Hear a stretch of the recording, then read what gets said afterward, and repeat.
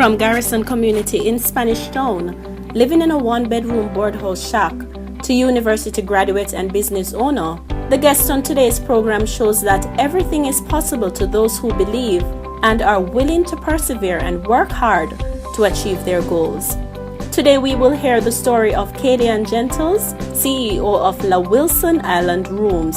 This is Sandy Heron and you're tuned into City Beat. I grew up in what you would call a poor family in a garrison area in Spanish Town. 3 sisters, my parents, and we all lived in a one-bedroom board house shack, and we would just have to make it work. The partition was a curtain, and so we bathed outside, we washed dishes outside and stuff like that, but we always wanted to go to school. So even when our parents didn't have any money, what we would do is walk to school, because we lived fairly close to primary school, that is. So we would walk to school, and we would take some of the dinner that we had from the night before. So we take that overnight dinner, that's for lunch.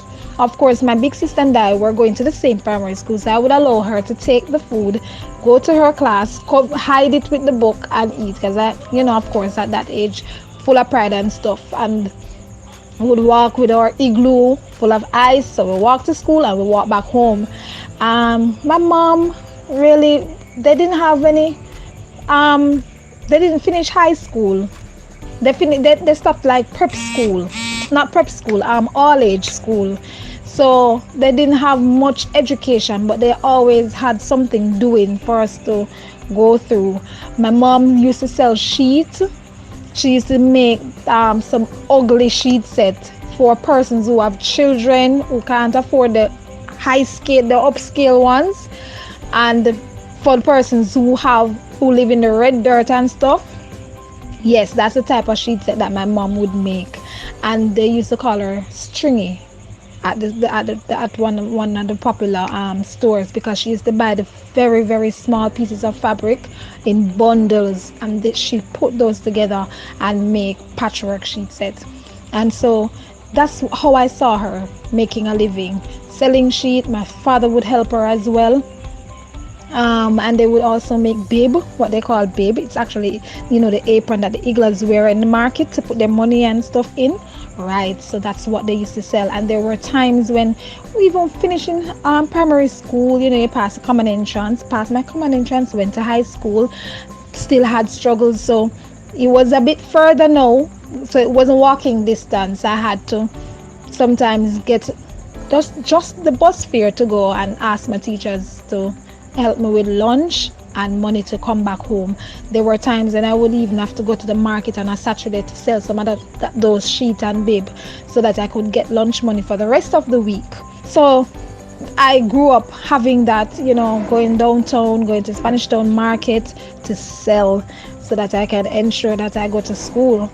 Even when still in high school, I decided that I need to ensure that I get my CXC subjects, because guess what, it's very hard for my parents. I saw them struggling to pay those fees, and so I tried. I took 5 and I took 6 and I got 5 subjects, and I said okay. My mom suggested that I went to teachers college. By then she always trying and always doing different things. She went overseas to work, and she assisted me to go to teachers college, and I went through, and so that was really, really wonderful that I actually completed college without having to pay any form of fees, without having to take any loan or anything like that, even though it was still a struggle, because there were times when I just started teachers college, I would still have to go to the market and sell sheets, of course hide some of them. There were times when I had to slept on the market floor just to catch a Christmas sale, because we would go to as far as Magati in St. Elizabeth just to catch a Christmas sale, and would have to cook in the market and everything like that. Completed teachers college and started working at a government organization, and decided that when I left teachers college at that time, Michael Teachers College, it was diploma. They didn't have degree programs as yet. And so I decided that I need to upgrade, because they said, in order to be eligible to teach, you need to have your degree. So I started UTech, and I decided that, I said, God, you know what? I'm not going to take any loans for this. I'm not going to take any student loan, to be exact, because I saw you bring me through Michael so well. And I know that you're able to take me further. And so when I started, I applied 2009. I deferred because I realized, I didn't plan well, so I didn't have the fees. And my mom died in 2010. I decided that, hey, I'm not going to give up. And it worked out that actually went through, and I did not take student loan. I had such a relationship with a credit union that it was I don't even know how to describe that sort of relationship, because I remember I pray each time I would go, and I say, I'm going to go, and and Lord, I'm going to ask you to put that person in place that you have before the foundation of the world to help me to accomplish my goals and to fulfill my dreams. And I remember meeting this young man, this representative, and he was my advocate, my representative for the entire time. Every time that I go there, that's the young man I would speak with. And sometimes he would look at me and say, no, that can't be done, I've never seen that done. And I said, go to your manager and ask for approval, and it would be approved. And it's like I sometimes I couldn't find food, because working, going to school, and having to transportation costs, all of that, it was crazy.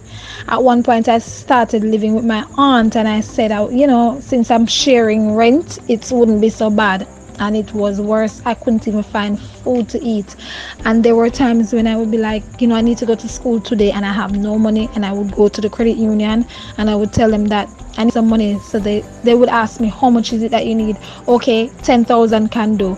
And they say, how is that going to work? And they would try find something, some way, somehow, to get me that $10,000 or whatever it may be.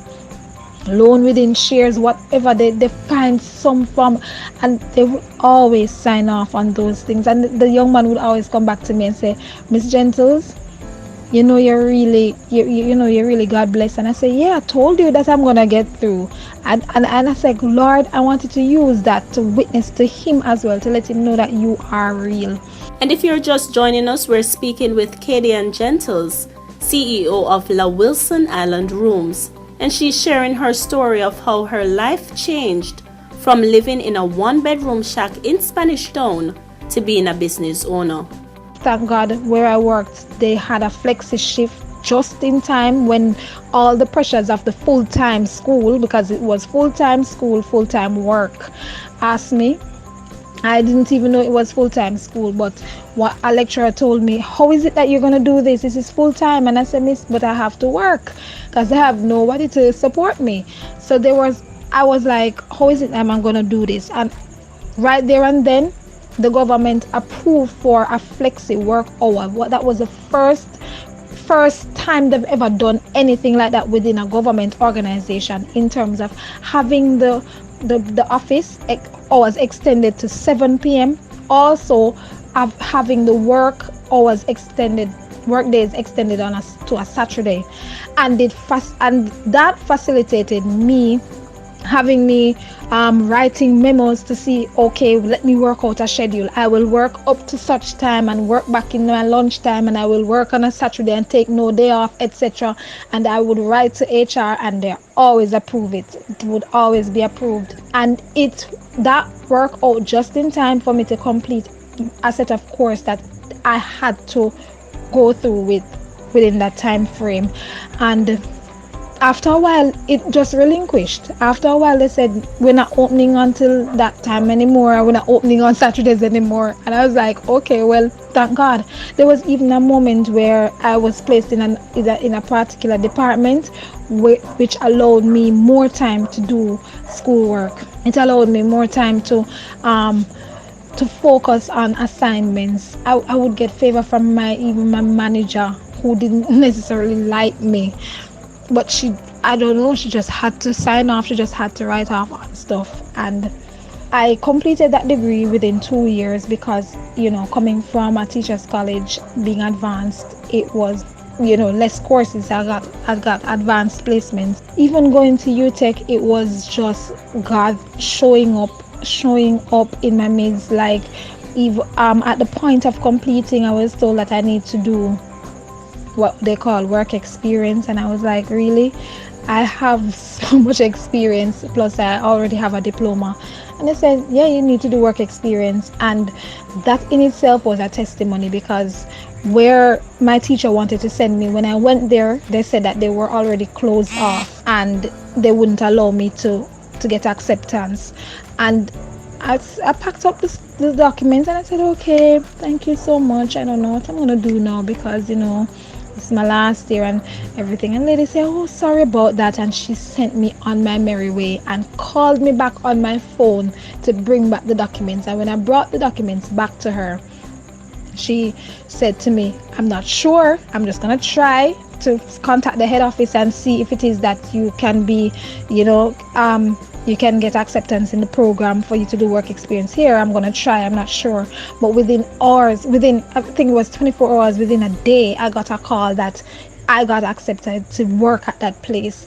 And I needed a food handler's permit. I didn't have one. And the same day I went and I said, you know what, Lord, I'm going to use the authority that you have given me to get this food handler's permit today, because they said I need to come in with it tomorrow, or at least with a letter to say that I have done the test, because they don't no longer accept that you just pay for it.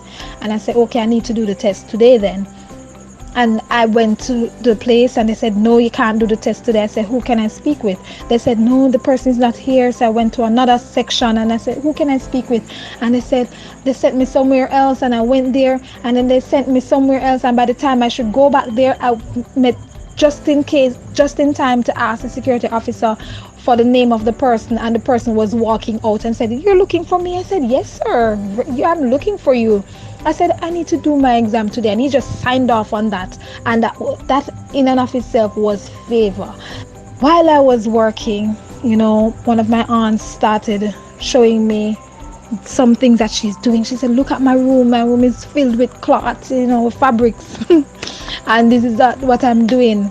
It was sheet set. And I said, my mom used to do this, but my aunt was doing it at a higher scale, high end, pretty nice things. And I said, my mom used to do this. And she said, yes, you can do it. I make a little extra money. And I started. And the first time I started, and I did the first one I did, and I took it as a sample to work, and I showed it to my co-workers. That same year, I made almost $100,000 in profit. And I was like, whoa. I started doing it like as a hobby, because work wouldn't allow me to do it otherwise. And that hobby led her to start her own company. And within months, an opportunity presented itself, and she became a supplier of sheets to the Jamaica Defense Force. As Kadi-Ann reflected on her journey, she could not help but give thanks for the favor and limitless goodness of God. The Lord just kept opening doors. I could go on and on and on about how it is that He has proven Himself to me within that time period. He has been opening doors. He has been making ways. He has been putting people in place to really propel me to that next level. And so, as where I am now, trusting God that because He has taken me through all of that, He will continue to take me through.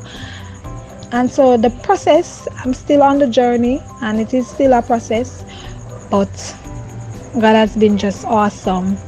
And of course I could sit and say, my mom died and my father cannot afford to assist and all the above, but just with persistence and with prayer, I see where God has been doing marvelous things. I've been getting very good reviews. The business is registered, going places. Things are just happening. And I'm still a supplier to the Jamaica Defense Force. God is good. It's just a journey and a process. Special thanks to Kyra Simpson for connecting us here on City Beat to today's guest. And thanks also to Kadi-Ann Gentles for sharing her story.